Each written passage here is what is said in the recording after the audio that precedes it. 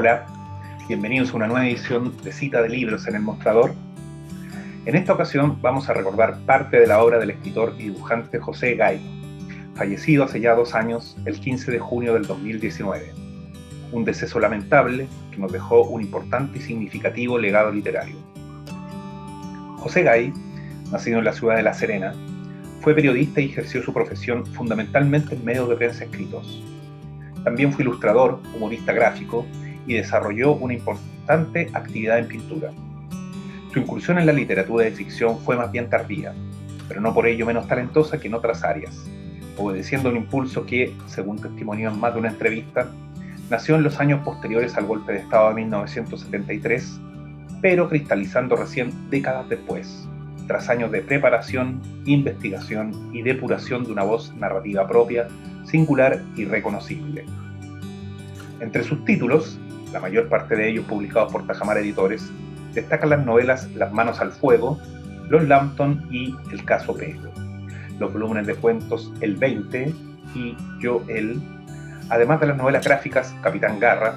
y la adaptación a cómic de la clásica novela El Río, de Alfredo Gómez Morel, que fue su última publicación en vida allá por el 2018. Fuera de esto, Gay incursionó en el humor deportivo y asimismo en la sátira política, en los volúmenes Ojo en Tinta y Piñera Mucho Poquito Nada, del año 2011, en donde se valió de las filosas viñetas que semana a semana publicaba en el desaparecido suplemento La Nación Domingo, con el objeto de exponer crítica e irónicamente los oscuros manejos de quien, por entonces, comenzaba su primer mandato presidencial. Y si bien la política, examinada desde distintas épocas históricas,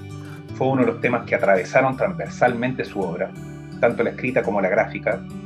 además de este elemento podemos encontrar otros rasgos distintivos en su producción, principalmente la narrativa. Por ejemplo, la presencia constante de la memoria, entendida como una revisión de momentos decisivos que marcan los destinos de sus personajes, muchas veces en contra de su voluntad, forzándolos a volver en determinadas circunstancias a lugares y contextos en donde deben enfrentarse aspectos no resueltos de su pasado. Mediante este recurso, valiéndose de secretos que se arrastran durante décadas, asistimos a tramas individuales que develan panoramas más amplios a medida que se desbrozan, frescos de época marcados por las circunstancias familiares, históricas y también por las diferencias de clase e ideología siempre tan presentes en nuestra sociedad. Así sucede en su aplaudida y premiada novela negra, Las manos al fuego, del año 2006, donde tenemos a un protagonista, Adrián, que se desempeña como procurador judicial en una época convulsa, el año 1983, con el telón de fondo de la dictadura y la grave crisis económica que por entonces afectaba a Chile. Adrián trabaja para una oficina encargada de investigar causas relacionadas a temas de derechos humanos, lo cual le permite vivir en relativa paz con su conciencia de ex militante político, aunque también bajo el riesgo de estar en la mira constante de los aparatos de seguridad de la dictadura. En uno de sus casos, Adrián deberá trasladarse a La Serena, su ciudad natal,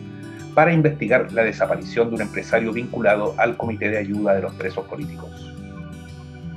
Desde ese punto de partida, apelando a una estructura basada en los códigos de la novela negra, Adrián comienza el proceso de enfrentar su pasado a través de una serie de reencuentros con personajes memorables, incluida una vieja amante revolucionaria, al tiempo que avanza en una investigación que da cuenta de un país violentamente polarizado, con una corrupción institucional que alcanza a ambos bandos en pugna. La novela, de este modo, a través de la voz protagónica de Adrián, tan mordaz como escéptica, alejada de las típicas consignas proselitistas, logra plasmar un vívido cuadro de época, donde cada cual esconde algún secreto. Policías, agentes de la CNI, viejos compañeros de colegio hoy sólidamente posicionados en el régimen, y también otros que se dicen mejor intencionados, más solidarios, pero cuyas prácticas encubren propósitos oscuros e inconfesables. Así, Las manos al fuego proyecta una visión crítica y para nada maniquea del conjunto de la sociedad, al tiempo que plantea una búsqueda personal de reparación o tal vez de redención para vidas trizadas a partir de estos eventos traumáticos. Su sorprendente y épico final, lejos de plantear una solución ideal a estas rupturas, plasma con fuego, en honor a su nombre, la imagen de un futuro nacional que parece no hará sino repetir sus ciclos permanentes de ira y violencia. Su otra novela ambientada en La Serena es Los Lambton, del 2008. Ahí encontramos una propuesta muy distinta en forma, pero con motivos y obsesiones que se repiten. Narrada a través de 4 voces que, desde diferentes perspectivas, evocan a Carlos Lambton, el heredero de una familia inglesa que hizo fortuna, a fines del siglo XIX, a través de un innovador método de explotación minera. Se trata de una obra más ambiciosa en términos de estructura, ya que además del recurso coral, se propone la labor de reconstruir 2 épocas pretéritas: el Chile del Centenario, por un lado, donde el trauma reciente lo constituía la Guerra Civil de 1891, y por otro, los primeros años de la década del 30, con su seguidilla de gobiernos intermitentes, incluida la fugaz República Socialista de Marmaduke Grove, y el telón de fondo de la crisis del salitre. Miles y miles de obreros desempleados que comenzaban a diseminarse a lo largo del territorio, sembrando el pánico entre los políticos, el empresariado y la mediana burguesía, o clase calcetín, como se le llamaría años después. En la novela, las divisiones sociales que se constituyen a partir de estas heridas son brillantemente dibujadas por la pluma del escritor. La puesta en escena se beneficia por la disparidad de voces presentes en el relato, que develan las profundas diferencias de clase existentes entre la ciudad y los que viven en las nacientes compañías, pero también los lazos que los unen a través de distintas generaciones, muchos de ellos mantenidos en estricto secreto a lo largo de los años. Así, tenemos personajes que se reencuentran después de décadas, debiendo confrontar sus antiguas rencillas y odios a la luz de nuevos escenarios. Memorias obligadas a reconstruirse, casi siempre en contra de sus deseos, al comprender de golpe que el pasado no es algo resuelto y archivado, sino que, por el contrario, siempre se actualiza de modo imprevisto, a menudo con violencia explosiva, forzándonos a repensar nuestras culpas, lealtades y también la manera en que somos capaces de articular nuestra difícil convivencia social. ¿Suena actual? Lo es, más allá de las distintas ambientaciones de época, los saltos temporales y demás recursos narrativos de que se vale el autor. Eso por no mencionar sus incursiones en el terreno de la ciencia ficción, en especial en algunos cuentos de su libro El 20, del año 2007, en donde la excusa de ambientar la acción en el futuro no es más que otra estrategia para situar en perspectiva los traumas que nos azoran en el presente y en general en toda época.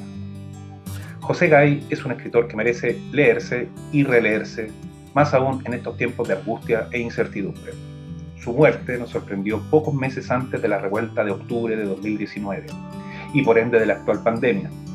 Esos giros en nuestra historia reciente cuyas ramificaciones y consecuencias aún no somos capaces de captar en profundidad, más allá del interminable desfile de opiniones y fatuidades que se observan en matinales y programas de farándula política. Pienso, en contraparte, que la lectura de obras como la de José Gay pueden otorgar pistas que nos ayudarían a movernos mejor en medio de la actual oscuridad. Soy Gonzalo Hernández y esto es una nueva edición de Cita de Libros en el Mostrador.